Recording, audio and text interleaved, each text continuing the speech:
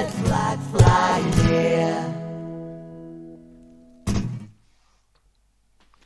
Hello and welcome to Socialist Think Tank, and we have a very special edition tonight. We have some working class students from Durham University. Now, a lot of you will know that education is supposed to be something that improves society, that improves local areas, and Durham University itself should be providing that service locally. But we have heard increasing stories. We've heard stories about miners versus police. We've heard stories about people who are being quite snobbish towards working class people. And tonight we're going to hear some of those very real stories. So please do get involved in this show. Please do comment. And I'm going to introduce our students who I'm really grateful for coming. They're going to be absolutely brilliant. Firstly, the first person is Lucy, who I actually inspired this because I saw Lucy's article on this and I thought this would be an absolutely brilliant idea for a show. So Lucy, can you introduce yourself? I'm Lucy and I'm a second year student at Durham studying criminology, and basically I've just found there's a lot of prejudice at the university towards not only working class students but even northern students, just purely down to their accent. And it's just, we've been working together, this group, to try and tackle that, and we've been talking about it, and we're hoping this is the beginning of a conversation that needs to happen, basically. Excellent. Well, I'm so glad that you're doing this as well, by the way. And I know that there's other people who've been on the show in the past from Durham University. We do have a really good working class tradition here. It's not like it's just a new thing. It's always been there, but so have the issues. I'm going to come to Jamie next. Yeah. Hi, I'm Jamie. I'm president of the Working Class Society at Durham, and I'm from Liverpool and East London. Brilliant. Okay, thank you very much, and I'm sure we'll hear more from you later. And I think I will now come to Aoifke. Hi, I'm Aoifke, so I'm a second year studying English at Durham. I'm at Van Mildert College, and the main reason why I'm here is because Lucy got in contact with me. So I posted a poem on my Twitter about like experiences at Durham, and it got quite a bit of attention, which was really lovely. And then I did an article for the tab. So Lucy got in contact, and yeah, I just find it really polarising being northern and working class at Durham. So I'm really grateful to talk about it. Excellent, and I read that article as well, and it was really good. Jack. Hiya, so I'm Jack. I'm a third year student at Durham. I'm also at Van Mildert College. I've sort of experienced a fair bit of what you'd call prejudice, what you'd call discrimination. And sort of originally I'd spoken with Lauren Wright, who'd compiled a report on the experiences of northern and working class and lower socio-economic background students. And I've given some of my experiences to Lauren to sort of compile that report. And I think that was featured in The Guardian a little while ago. And that sort of kickstarted a few bits and pieces, at least from the university's end. That was when the university aimed to change their student pledge. That now includes background, as well as, I think it's the 7 protected characteristics enshrined in UK law. And that means, you know, that now, at least at a sort of I'm looking for the word to say, but effectively discrimination that against someone's background, someone's accent, someone's, you know, northern working class culture would hopefully be treated with the same sort of severity as an instance of racism at the university. So that sort of kickstarted that. I'm hoping that things can change at an educational level as well, because we do have the sort of the protection against it there, but I'm hoping that we can aim for a bit of prevention of these issues. Yeah. Absolutely brilliant. And anyone, I think only a working class person can come across as sort of someone who is relatable to the people while also saying socio-economic. So well done there. You can. And finally, we're going to come to Kelsi.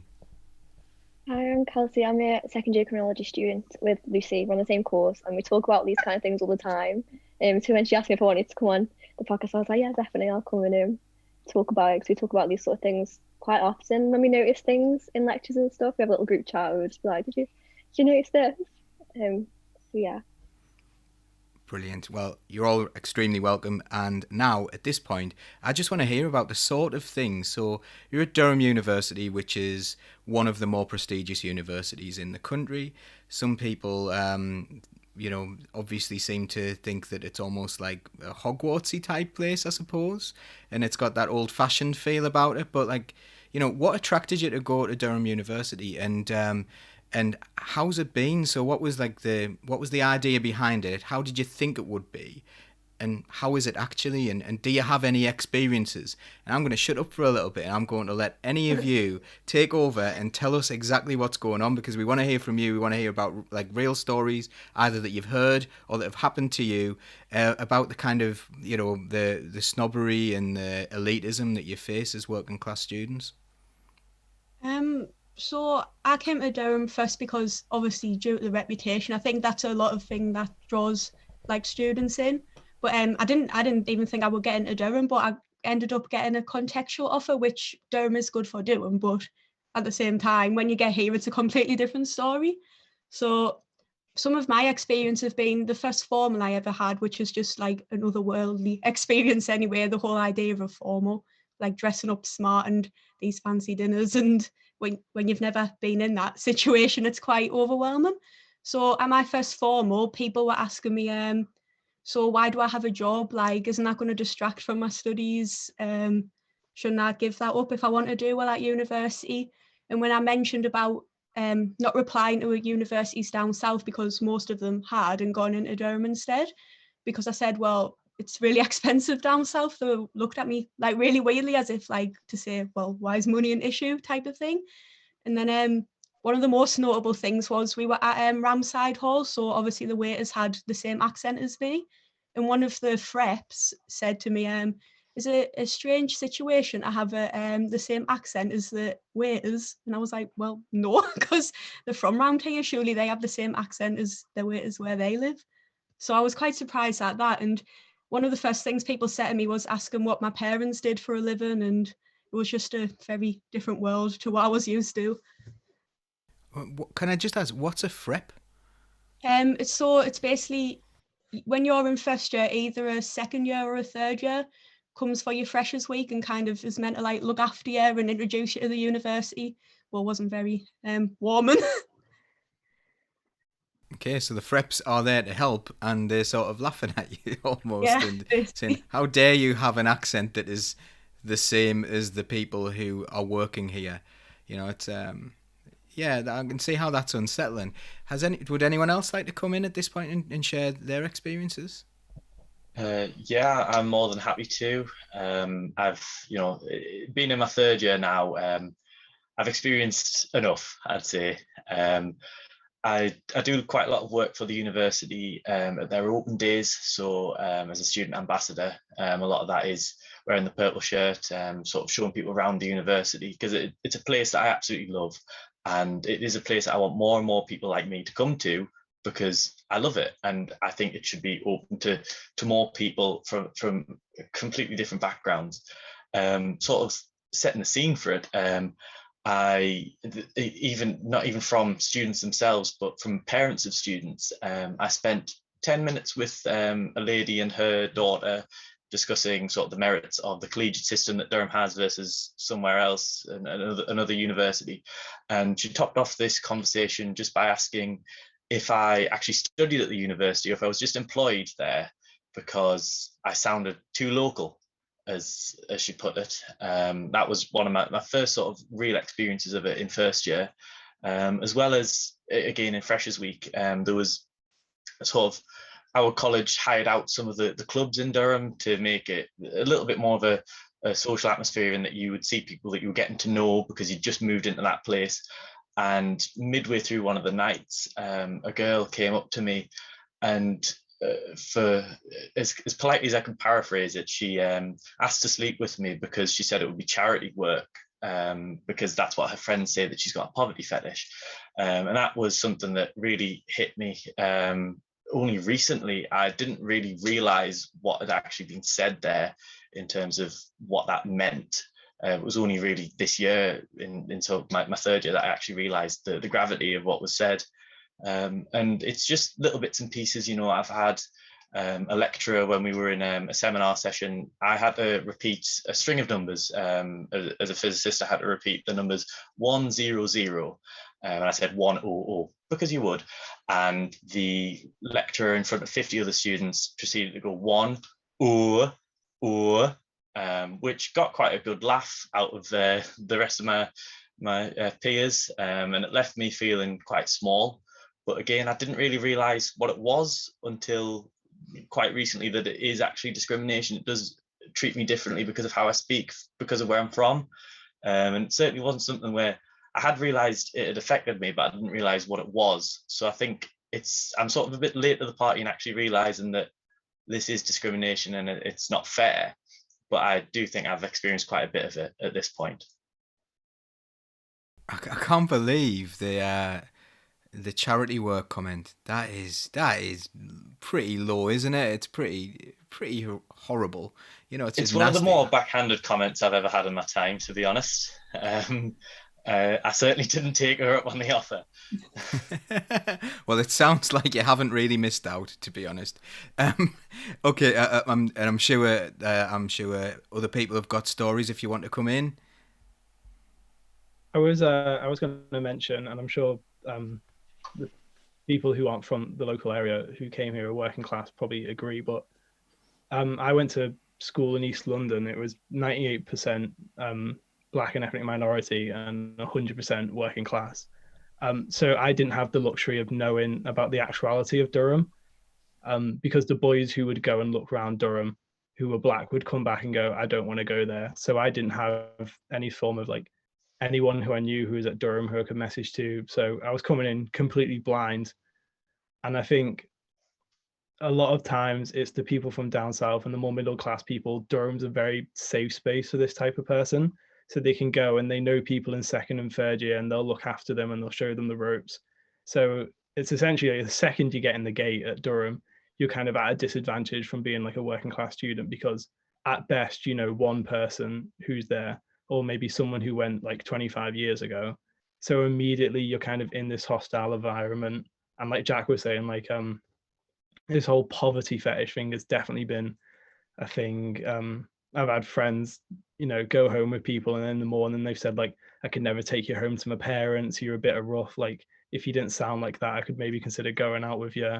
It's just like it's horrible. But like for a lot of people who are from like a more middle class background, it is a game, and it's like I'm gonna get with this person, and it's weird. I think the imposter syndrome is so big in Durham because you do end up trying to live this like double life of like a Dr. Jekyll and Hyde. I mean, I'm quite lucky because I'm from Liverpool originally and I live in Liverpool now, but you wouldn't be able to tell unless I told you. So from people I've met from down south, you just immediately say London, but you don't expand on it, because I think a lot of the working class students in Durham, and especially the ones who I've worked with in my association, they want to just keep their head down. They're not the ones going out and antagonizing and going like, I'm working class and trying to like make a big deal about it. But you're forced to kind of get so defensive about it because you can be walking around anywhere, you can be in any nightclub in a smoking area, and someone will just find a reason to attack you. And that it's just like this attitude that's bred by a lot of better off people who come to Durham. Big. I don't know. I think it's really important to tell people that working class people aren't just northern. There's plenty of working class people outside of the north. This is something we were discussing the other day with the Northern Independence Party. We're like, do we really want to leave all the working class people in London out of things? And it's a bit of an interesting dilemma, that one. But and knowing nothing about it whatsoever, that's pretty interesting. So like, it must have been a bit of a baptism of fire, I guess. Yeah, you just come in and you've just got to learn so much in the space of a week. Like, I didn't know what matriculation was. Like, it's just it wasn't like so many words are in my vocabulary now, like random words like FREP, matriculation, and they just weren't before I came to university. But more people seem to know about it if they're from a more middle class position. Okay. So let's see. Kelsi, you haven't said anything yet about this one. So would you like to tell us any of your experiences? I was just thinking about a time when a couple of people I was friends with in my first year. One of them actually referred to me as, I think I opened the door for him, and he said, "Thank you, servant." And I just remember thinking he would have never, ever, ever said that to any of the other people who was there. And I was like, why would he say that to me? Because I was, and the only reason I can think is because maybe because I've got an accent and because he knows I'm working class. That there's no other reason that he would say that to me, and not to. Like, it was just a really strange comment. He might have just been a knob, but you know, there's always that. And Aoifke. Yeah, I think for me, so like I said, I study English, and to study subjects like this at Durham, or study at Durham in general, it requires a lot of pre-existing knowledge. And like Lucy, I got a contextual offer, so I got my offer lowered by 2 grades, which is great because it took the pressure off. But I got to Durham and I told other people, and people were like, "Oh yeah, I can see why you got that." And it's like, I am from a town. I'm from a town called Selby, so it's just outside of York. It's got a very strong like mining and working class history. So I feel like it's very similar to Durham's history in that sense. And not many people go to uni from the town. It's got quite a low progression rate for further education. So it's like, yeah, fair enough. I got a contextual offer probably based off of that, but doesn't mean that I'm any less intelligent or, anything like that. And I think for me, there's been so many experiences that I could talk about, like in freshers, having my accent made fun of, people being like, "Oh, I didn't realise that like they let Northerners or like state school students into Durham," and it's like, yeah, we do exist. We are actually clever, even though you don't think we are. But I think with studying English, I'd be in seminars and tutorials where it'd only be me with this accent, surrounded by like 5 kids with southern accents, and clearly not working class southern accents as well. And obviously, like we said, there's working class students who aren't just northern, but they clearly sound like they obviously come from a private school. Fair enough, I'm not going to say anything against private school kids, so I'm all right. But it became very prevalent, their prejudices against me, when I would speak in seminars, and my accent would be made fun of, or my opinion would be really, really put down because it was probably not seen as being as well founded. It'd be mimicked, and I'd read words aloud and I'd pronounce them wrong because I'd never heard them said aloud before, because I'm not from an area where there's lots of cultural capital, I guess, or compared to kids at private schools where they probably hear lots of intelligent words and vocabulary, or like kids come to Durham from a private school education and from a upper class education where they have lots of cultural capital, so they've read texts that are very obscure and classics and things like that. And for me personally, I didn't even know those texts existed. So when we'd be talking about things, I'd be like, "Oh, how come you haven't read that?" And it's like, well, I've had to do quite a bit of catching up to even be considered at this university that doesn't really let state school kids in. So things are going to be different for me, but it doesn't mean that I'm any less intelligent. And I think it's just a lot of putting down and a lot of prejudice against northern and working class students when we deserve to be here just as much as others, and we probably worked just as hard, or quite honestly a lot harder, to get here, even if we do get contextual offers, which mean we have to get lower grades. But yeah, that's mainly been my experience. I think you've also got to think about the fact is there may be contextual offer, and I think a contextual offer is where people from maybe a less well-off, is that right? Less well-off backgrounds are given access to the university, but then again, people with a lot more money are kind of, maybe it's not Durham University, but I know it does happen there. But like say Toby Young, for example, well-known idiot, will consistently harp on about how clever he is, but he got into Oxford because of his dad. He got or Cambridge or wherever he went. He got in there on like 3 C's at A level or a C and a D or something like that. He got into the top university in the country because of who his dad was. We've got a lovely troll at the moment on Twitter, so it's really nice to see you, Shusty, whoever you are. Just having a go at English people, which is a bit weird, really, because but anyway, it's nice to see you. Dear me, I'm sure we can. I'm sure we can drown that out with positive comments. And there's been loads of positive comments in there as well. Like people quite shocked at the things that you've experienced, and pretty angry as well. Pretty angry about how these things are happening. So like, I don't think people really understand how challenging it can be for someone from a working class background. So I guess all of us on here came from a pretty ordinary background, went to pretty ordinary schools and did pretty ordinary things. Now, when you turn up, and I remember one of my friends went to Durham, he went to Hatfield College, and he had to turn up and go to a formal dinner straight away, and he had to wear like a cape, and they had to bring wine for the master or something like that. And I'm like, what is going on here? So we ended up like turning up in capes in solidarity with them, but they were like Batman and Robin, and he had to come dressed as Superman, and it really didn't go down very well. They didn't have very much of a sense of humour about us ridiculing their very silly thing. So yeah, what's that like going there and having to attend these weird things, and also if you haven't got a lot of money behind you, how does it feel like having to bring a bottle of wine or something? I don't know if that still goes on and that's something that you'd still have to do.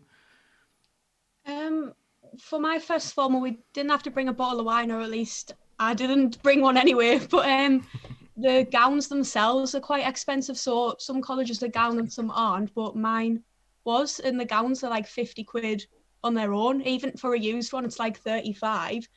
And a lot of it's like quite so even some people don't live in the college as well. Like I stayed at home because uni's only down the road and it was far too expensive to stay in the accommodation. But so if you're not living there, it's even harder at formals because you get given like, basically you make your own seating plan. So if you haven't made friends within like the first few days, it's quite a lonesome experience as well. But it was just very strange having to dress up in a gown, and it's fancy food and just a entirely different culture.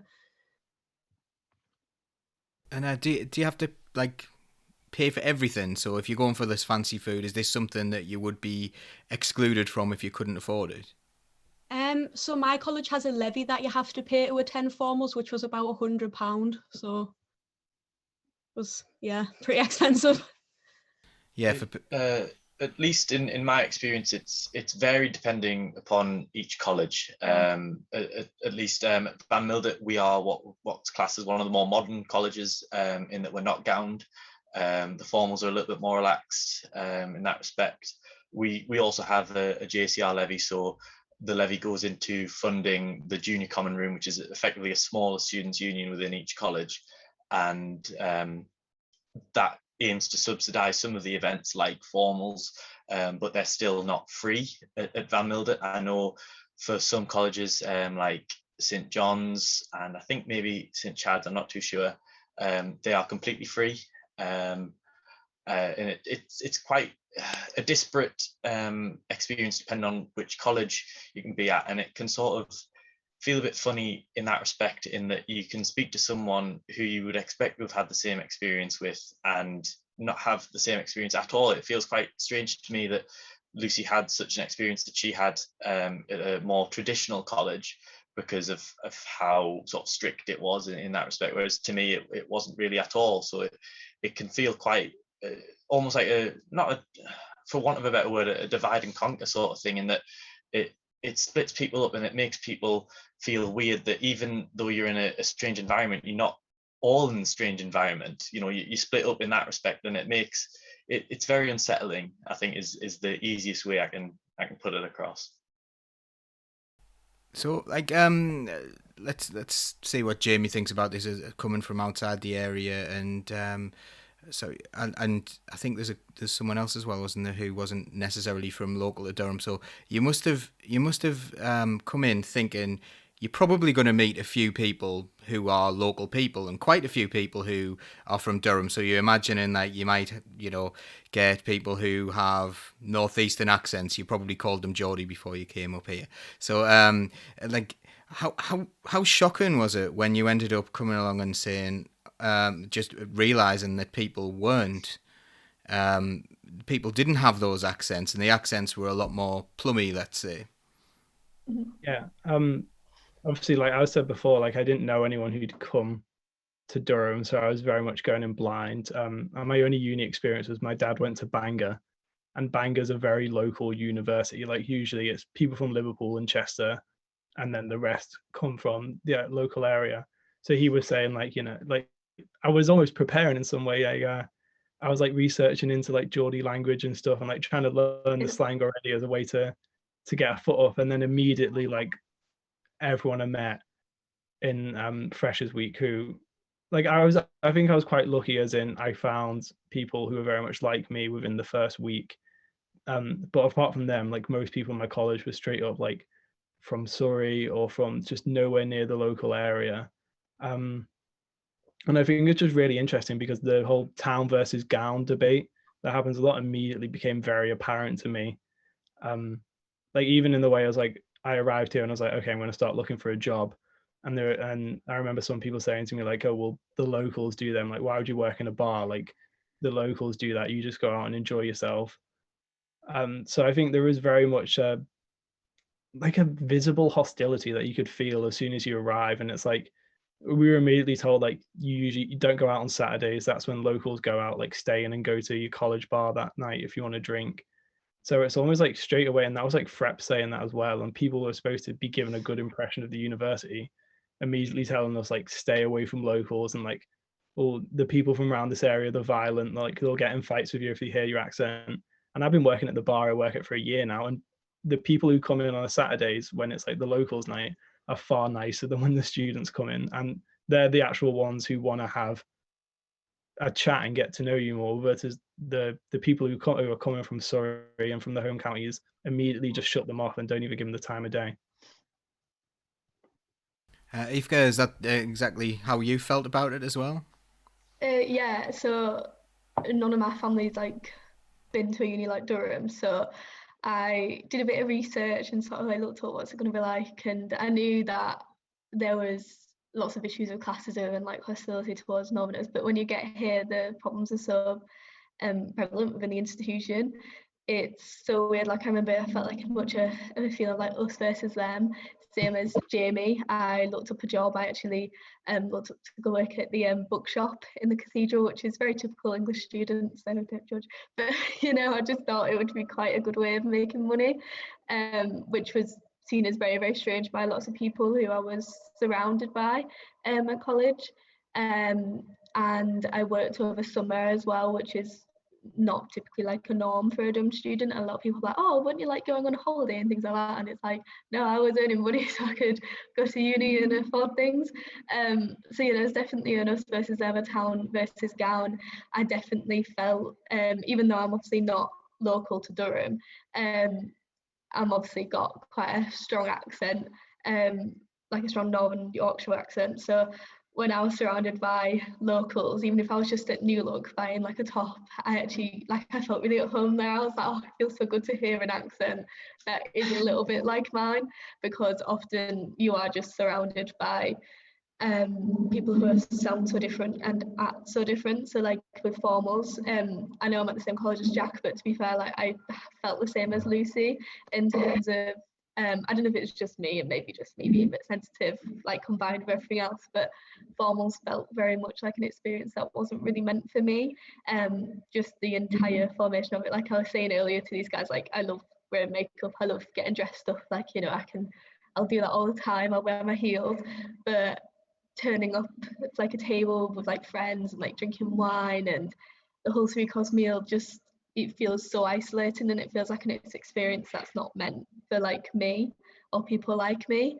And I really love the collegiate system, but I definitely at times felt like sometimes a bit suffocated in it, like you couldn't really break away and get away from that JCR, or none of the JCRs like any problem or anything, but get away from that like cohort and meet other people outside. It felt very much like stuck in college, and I've met some really, really lovely people, and I feel like I've grown a lot from the experience. But at the time when uni's so overwhelming at first, it definitely felt a bit like surreal with this accent, like surrounded by people. Kelsi, do you relate to that? It almost sounds like the Durham University is a bit two worlds, and you're trying to walk a little bit in both. You find quite comfortable on the working class side of things, and quite comfortable on the Saturday night, the locals' night, in a way that maybe they're jealous. Maybe the people who they would love to go out on a Saturday night, but obviously would feel like they wouldn't be welcome. Yeah, I definitely agree. I think in my college, so that there's catered accommodation and self-catered accommodation as well. And I definitely think there was quite a big separation between people who were catered, so people who had much more expensive accommodation, um, and people who were self-catered tended to have different groups of friends. And I feel like there was definitely a divide between people who went to, quite prestigious boarding schools and they would all be friends with each other. And that was it. Like there was no point in even trying to be friends with these groups of people. And I definitely found people that I related to, but there was definitely less people that I think were like me, or quite similar to me than there were people who were quite privileged, definitely.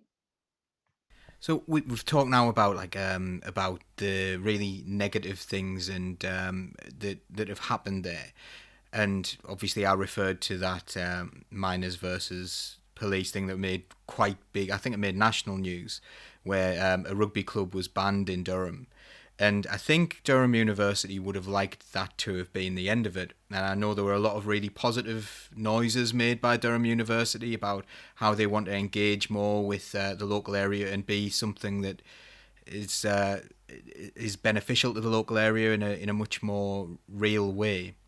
Have things changed since then? Because I'm not really sure. It sounds like they have, but I suppose the question is here: have things changed in a meaningful way? And what are Durham University doing to try and deal with this?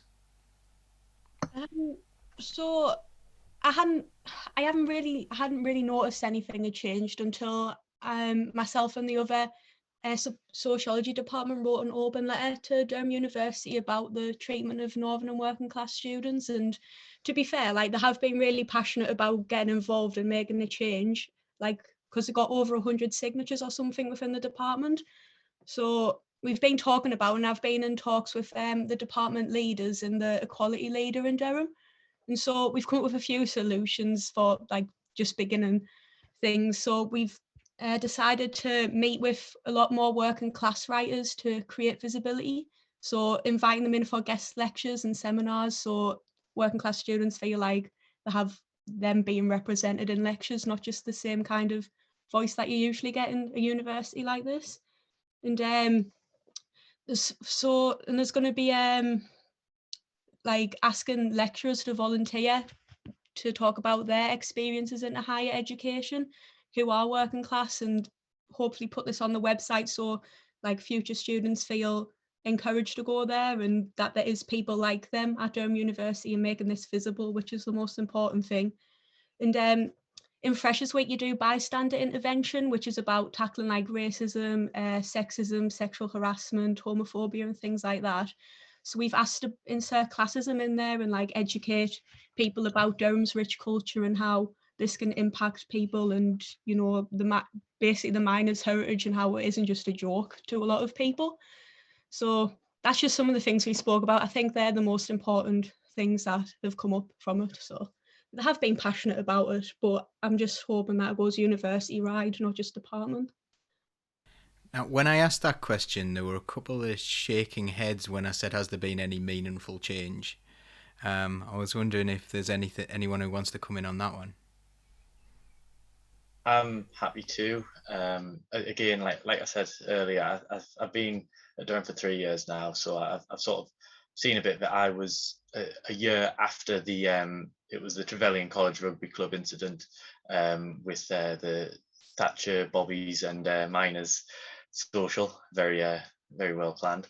And there has, like you said, there's been big noise about it, at least from a sort of a bureaucratic standpoint, in, like I said earlier, with them making background a protected characteristic. But one thing that you see with the university, and it's in all types of discrimination, it's quite hard to actually report it. There's not, you know, I remember growing up and being told about, people online who are going to be weird. There's always going to be a big red see up button in the corner that you can press to report it if you feel unsafe. There's nothing like that at Durham, at least, that I've experienced, that I've seen. It seems to be hidden away somewhere. It's quite hard to access in that respect. And I think that in itself is one of the biggest bottlenecks, is that it's actually really hard to understand how you're actually going to report it if something does offend you, if something is discriminatory towards you. It's quite hard to actually speak out about it without maybe going and sending an email to someone and feeling quite exposed and quite sort of that you've put yourself out there. You're not anonymized in that way. It seems to be quite hard to actually make a positive change to a situation that's being thrust upon you in that way.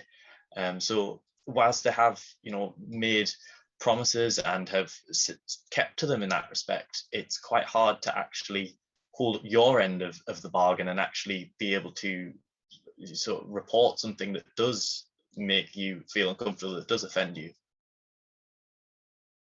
Right. So we've been pretty negative in a lot of ways so far, but I know that you've been doing really positive things.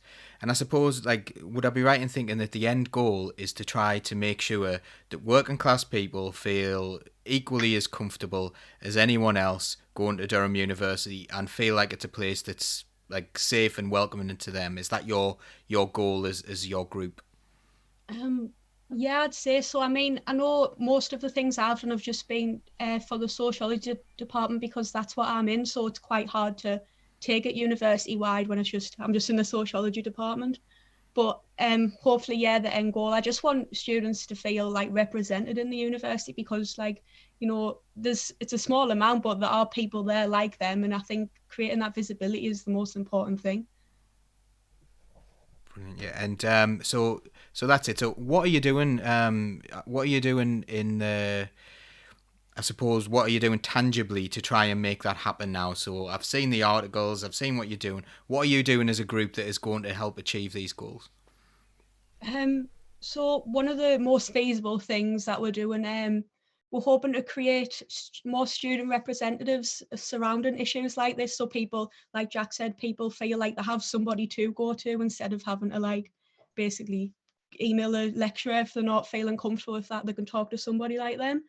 And the website thing with putting lecturer experiences on and making that visible. But it's a big issue, and it's just obviously small things to try and tackle at the minute, but I'm hoping it gets built upon in the future. But that's what I'm doing. I don't know about other people. Before I bring anyone else in, what a lovely comment there from Eve. I really appreciate you all. I wouldn't be at university at all if it weren't for Jack showing me there are people like me at Durham. So what a lovely comment to come in there. Hi Eve, you're right. Yeah, would anyone else like to come in on that? The tangible things that you're going to do to try and make sure, obviously you're doing them, because there's a comment just absolutely backing that up. I know sociology. Sorry, Jamie. You go first, Kelsi. The sociology department has a first generation scholars network, which I think is really, really good. So anybody who classifies themselves as a first generation scholar can join. And they sort of have meetings every couple of weeks, and you can just talk about anything that they've experienced at Durham, or anything they're not sure of, or pretty much anything that they want to talk about. But there's first years and second years and a few third years in there as well. So I've noticed that a lot of the first years will ask me things about because I feel like at Durham they assume you know a lot of things automatically, and a lot of people just don't simple things, even sort of the language that they use, or just how to reference or how to find certain information, and a lot of first years just don't know. And I noticed that a lot of them would ask me about it, and I thought it was quite nice to be able to just say to them oh, I was in the exact same position. And they do sort of assume that you know a lot of things that you're not, but you're not alone in that. There's a lot of people who do feel the same way, and just sort of give them a bit of guidance and let them know that you're not on your own. That is really good, and that this is really nice to see working class people looking after working class people, and I suppose that's that's a real positive, but you're going to need some backing on this one. I'm interested. The comments have been so largely positive. We do still have someone who's channel hopping to try and troll, which is a bit weird. I always think, what have you got? Like, what have you got in your life if that's your plan? But anyway, if that's what the people like to do, then that's I suppose that's up to them. But the positive comments have been really nice. What I'd like to see as well is I'd like to see some questions of this panel, because I've been asking some questions and they've been answered absolutely brilliantly. So I'm going to have to crowdsource that now. What questions can we ask of the panel? Because we do really like to have audience interaction here. So please do put comments in the chat. Everyone can see the chat, I think. So we'll be able to see the questions as they come in. So right, what could Durham University do itself? So what do you want from Durham University itself? I just want them to actually acknowledge it, really. That would be the first good step, because at the minute we tend to tell them and then they're like, okay, we'll have a department meeting, and then it just gets forgotten about. It happens with a lot of issues, and sometimes it feels like the university often doesn't acknowledge things until it hits big media. Sometimes it's the same with I think it happened with Lauren's report. There wasn't much talk about it until it got in the Guardian by the university. So I just think acknowledging it will be a good start, and then working with students to ensure change happens, instead of just focusing on doing it themselves, because it's the students that are experiencing it, not the lecturers. We've got a question. We've got a question here from Laura. Is there a way to organise a union and get reps in each department? And I suppose that leads to another question as well. Is the student union acting like a student union, or is it acting like an all boys club? Is it what's the student union role in this? My role as president of Working Class Associations is I'm the one who deals with the SU a lot. And to answer Laura's one, that's what we've been doing pretty much all this year.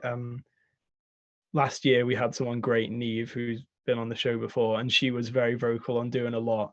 But obviously because of the pandemic, I've not been able to do as much. So I have been focusing a lot on trying to get a rep in each college. But even that, Durham as an institution, they don't want to call them working class reps. I don't know why, but certain colleges have had, they just won't call it working class reps. But I think the SU, out of everything in Durham, is the thing that's changing the most for the best. The SU president, Sean, she's amazing. And we're seeing a lot of this old boys club thing turning away from it.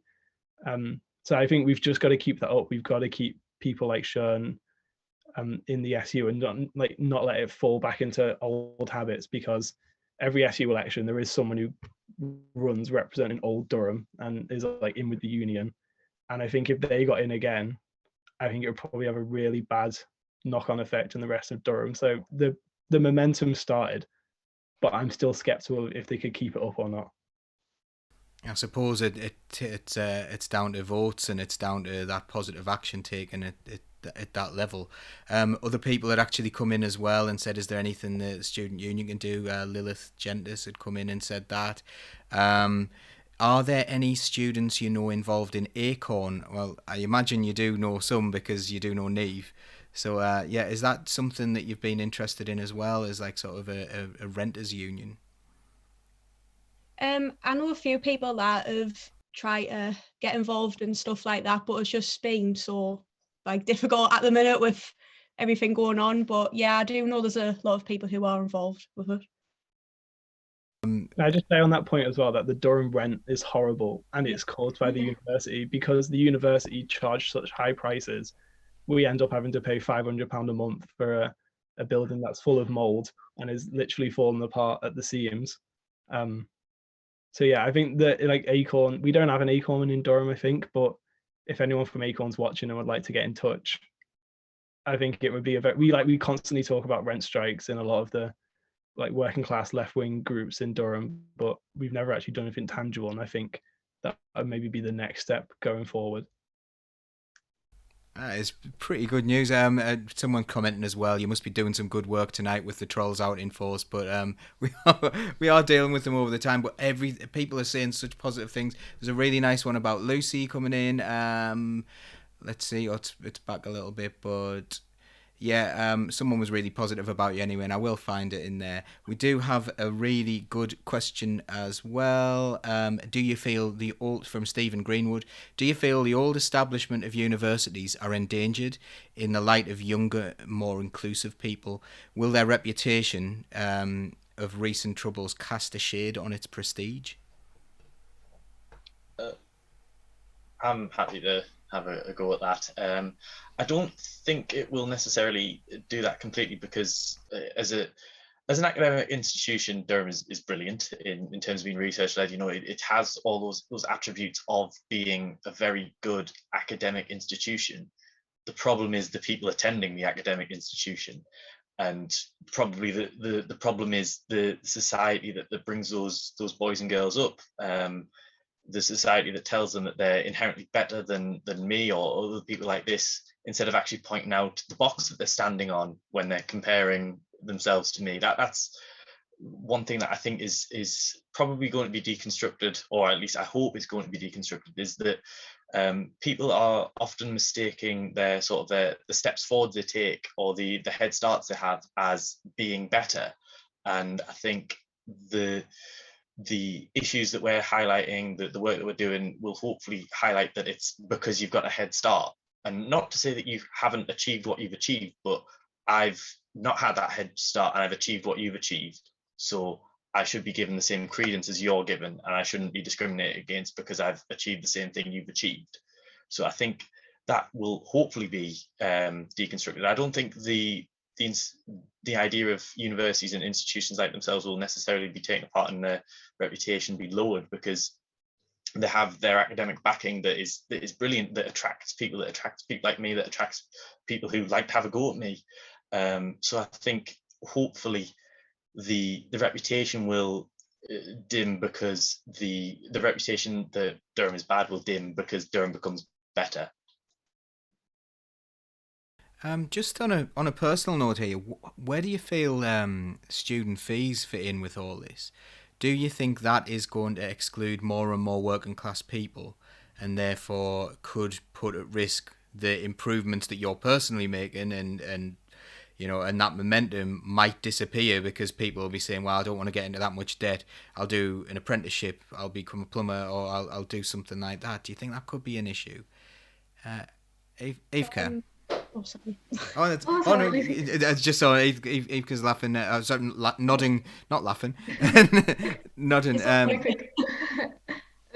was just thinking, because obviously, I mean, it's changed now, but when we were applying, you put down your choice of college and then you often got given a different one.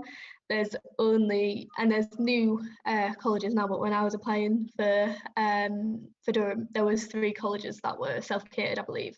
And they're like I don't know for definite, like £2,000 less for accommodation.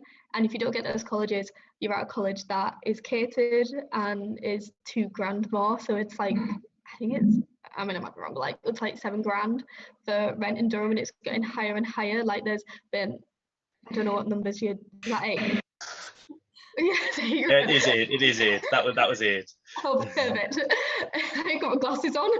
But yeah, so like up to £8,000 in rent, and it's like that's over the maximum student finance loan that you can get, which I think is 7,500. If that's wrong, Jack will do speak.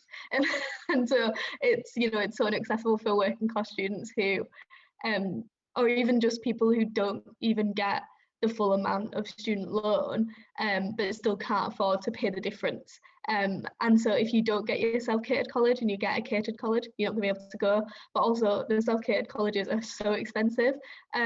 So it's like when I was applying to Durham, I was like, can I definitely afford this? Or could I go somewhere else where I can cook my own food, which, I like to do. Might not be very good, but I like to do it. And go to a uni that is good and I'm not being put in a accommodation that's so expensive. But yeah, I'm sorry, Lucy, you're gone. I was just going to basically say the same as you. I think it is put a lot of students off, is basically what I was going to say. Do you think, like, as well, the difference between knowing that you can afford to go there and not get into debt, or that debt will not particularly matter to you, is something that puts like people who are wealthy at a much like at a massive advantage. Do we think that's something that troubles people and troubles working class people? I think so, at least. And I think one thing that is never explained well enough to people who are applying to university is that the debt you can get in for university is the best kind of debt you will ever get in your life. That if you only have to pay off a fraction of it each year, depending on if you earn over a certain amount. I think it's if you earn over 26 grand a year, you pay off 9% of whatever you earn over that thing. And after 30 years, it's wiped off. But that's never explained correctly. And you have people who have had real visceral experiences of debt in their community or personally, hearing the word debt, and they think, there's no way I can do that. I can't do that to myself. I've seen those negative experiences where you have other people who are from more affluent socioeconomic backgrounds who either haven't had visceral, painful experiences of debt or have had it explained better to them. They know it's not actually a risk. And I think that's one thing that really puts off, and it put off some of my friends from applying to university, is that it was never quite explained. And then instead you just have this big, heavy emotional word of debt that hangs over a potential degree. I think really puts off a lot of people from lower socioeconomic backgrounds. The next one we've got some other questions coming in. We've got, do we know the ratio between students from state school and students from public school at Durham? We do know that one. Yes, this is one of the facts I have to know as part of my work. It is, so you've heard of the 93% club, being that 93% people are state educated, whereas 7% are public private school educated. The number shifts to 63% of students at Durham are state educated, whereas 38% are public privately educated. So there's a big shift. Okay, great. I'm glad you had that statistic at hand as well. Well done. And we've had another question which is really good from Joe McVeigh. Have any of you crossed the class barrier and made friends from a different social background? I guess we'll go through the whole panel there. I don't tend to ask people their social background, but I mean, I probably have ended up being friends with people who aren't working class just off being at Durham, because I have no problem with talking to people from different backgrounds. Like, this isn't meant to be an attack on anybody, because I think it's fine as long as you acknowledge that privilege that you have, then I have no issue with it. So yeah, probably. Yeah. How does everyone else feel? Have you met people from, like, because we're not saying that every person from a well-off background is a horrendous person. It's just like, on average, the treatment can be a little bit worse, can't it? And I think as well, before we came on air, you were talking about like people's reaction to you having jobs, and this almost this disbelief at the idea that you would have to work. Do you all work? Do you all have jobs? Yeah, I do. Yeah. Every single one of you has a part-time job, and how do people treat you around having a job? Well, I got told like I was telling you all earlier, I got told in Freshers Week that I should probably quit my job because I'm not going to do well on my degree if I keep carrying on with my job. So that was quite a shock. I was like, yeah, I would love to, but yeah, like it's a choice. Anyone else have any experiences around that? Yeah, I mean, like you pointed out, it's sadly it's a minority ruining it for everyone, really. The vast majority of people that you meet at Durham, regardless of the background, are lovely. But the thing is, like you say, when they make enough noise, it gets too noisy and it starts to hurt. I had quite a negative experience in my first year. I don't know if I said it on air or off air before, but as I work for the university in their open days, I was actually photographed by some people in my college when I was at work, and it was put through a group chat and shared around and laughed at that I was actually at work. And I just think that was very unfair. It was very shocking to see that when someone had shown it to me and said, this is what's being said. So yeah, I think to echo Lucy's experience, that people don't understand why you would have a job at university.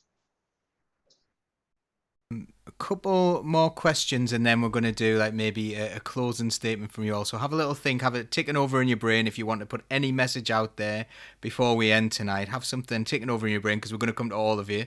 It can be long, it can be short, it is up to you. So yeah, we've got a question around, does any of us support writing off student debt? Is that a thing? Because I have like loads of socialist opinions on this one, but like I'm going to come to the actual students who may know more than me. Yeah, lots of nods there. Anyone want to comment on the writing off of student debt? Well, I can't see any cons to it personally. Yeah. I think people don't really realise what happened with student debt, because although it is, like as Jack said earlier on, one of the best types of debt you can get into, because it ends up becoming a greater tax if you earn more. However, it was just a little trick. It was like, so they know most of it will be written off at some point. It'll just make you feel terrible about it for 30 years. And it was just a little trick to try and make sure that the national debt looked smaller under George Osborne and David Cameron. That was all it was. It was just a little bit of economic deceit, really. Right, and let's see, are there any others that have come in? Just the statistics are awful. People are saying people are massively grateful for hearing this discussion tonight. They think you're absolutely incredible, so that's good. And okay, a local Tory MP in County Durham calls it a graduate tax. Would you agree that it is a graduate tax, and if so, would it be a fair graduate tax? Don't know. Not really. It's a tough question, that one. Yeah. I would say I do agree that it is a graduate tax, but maybe it needs to start being called that so that people understand that it's not a debt. Because if we change the language around it, it becomes more accessible, because you remove the emotional language that is the word debt, and if you turn it into a tax, everyone's taxed. So maybe if we were to word it in a better way, it would be more attractive to people in the region, because I know that's probably what she's trying to hint at there. How do you feel as well about how they keep on being sold off? So this is Jane Strange has just made a comment about how the student finance was actually sold off to private companies who've put the interest up, and like the interest on them, it's criminal, really, isn't it? 6%. 6%, like no one, like you could go out and get a loan most places now, which would be less than that. And I know you don't necessarily have to pay it off, but it sort of means you might never pay it off. Yeah. I think there's like a lot of, I don't really know much about taxes, I'm not very good at economics, but I think, when you leave uni, this is something that I've just noted myself, but there's a lot of inaccessibility for jobs and job sectors. So I do English, and I'm thinking about going to publishing or journalism. That might require a master's, that might require me having to live near London.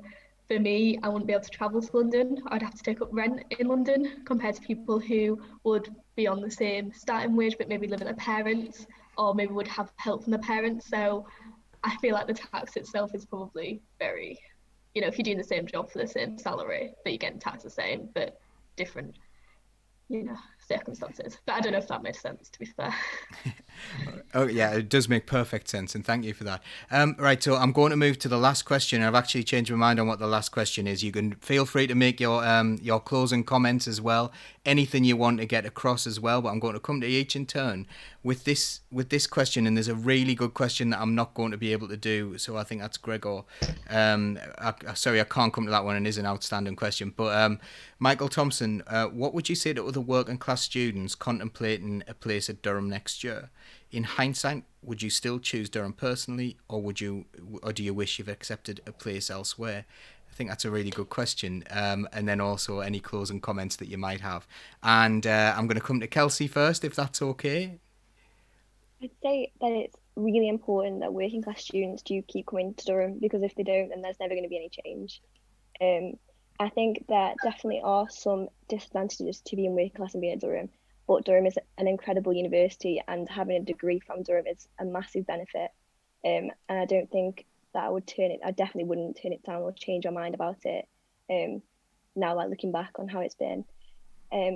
I think some of my lecturers, especially in the sociology department, are some of the most inspirational people that I've ever come across. And I think, yeah, I think I'd definitely go to, if I had to choose again, I'd definitely still go to Durham, despite of some of the things that I don't really like about it. That the pros definitely outweigh the cons, I'd say. Brilliant, thank you. And that's really nice to know as well. Jamie? Yeah, for the first couple of months, it was always in the back of my mind, like, I wish I'd have gone Nottingham. It's not as good a uni, but I would have had a way better time probably.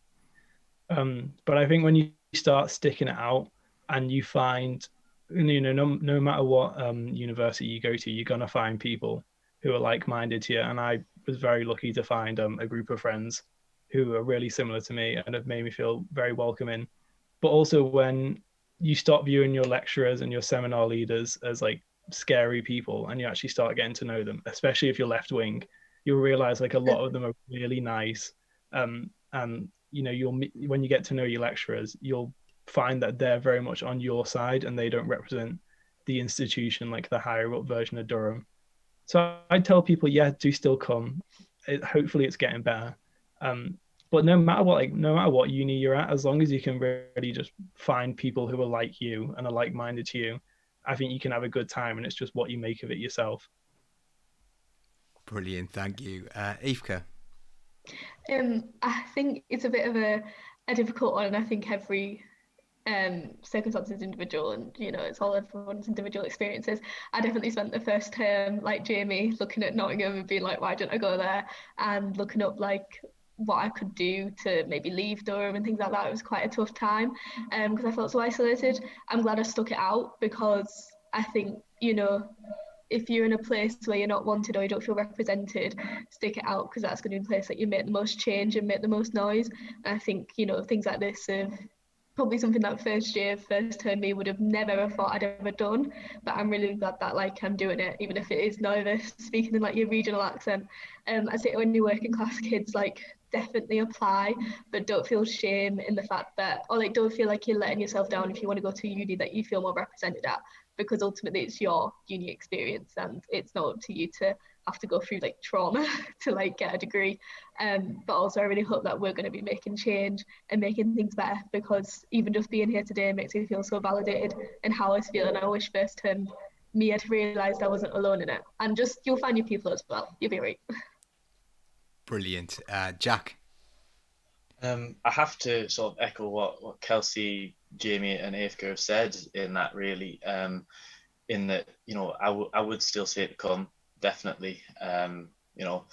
Because it's sadly a very small minority, and I did say that it ruins it for people. It doesn't ruin the entire thing, not at all. It is a small thing, or not a small thing, but it's infrequent, is what I would say. But the thing is, it hurts a lot, and it adds up in the long run.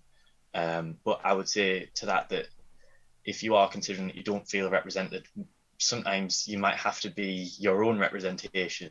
You might have to represent yourself, and you might have to be strong in that respect. But it is something that's probably societal, really, and it would be reflected at any place, really, and at any workplace as well. So it does mean that we maybe have to be braver than our southern counterparts, but we maybe just have to do that, and we've got to take pride in being that brave person in the room. Excellent. And I'm going to ask Lucy to make the final comment as the person who we first noticed and inspired this show tonight. Not that she's better than anyone, by the way, because we're all the same, aren't we, in working class societies? Lucy. I was in the same situation as Jamie. Like the first few months I was like, oh God, like I wish I went somewhere else. It would have been better. Seeing all my friends have more fun at like Newcastle or Northumbria was quite difficult. But I don't think I would change it, because like it's made things like this happen for future prospective students. And if I can make them feel comfortable, then I've done my job, in my opinion, really. And like privilege is like really intersectional with things, and it's like I've really found at Durham, people aren't afraid to like benefit from their privilege, but they're always afraid to address it. And I just think you need to just accept your privilege isn't like a bad thing if you accept it and learn from it and platform other voices that aren't as privileged, because like even I'll have privilege, but I know this and I educate myself on, I don't pretend that I don't, and that's when it becomes an issue. So I just think like it's not shameful to be middle class or not northern or whatever else. You just need to like know that you're privileged because of this and help others flourish with it. So yeah, I don't think I would change anything because it's gotten me to where I am, and I'm happy. Like I deserve to profit from a really good education just as much as anybody else. So I'd really encourage working class students to come to Durham even still, because like everybody said, they'll find their people and they will do well. There's people there to look after them now. So yeah, definitely. I don't think I'd change anything. Well, that is good to hear, and it's really good to hear your positive experiences. On behalf of Socialist Think Tank, I really want to thank you for coming on tonight, because it's been a massive pleasure to amplify your voice and to try and like get that voice heard, because that's what we're all about here at Socialist Think Tank.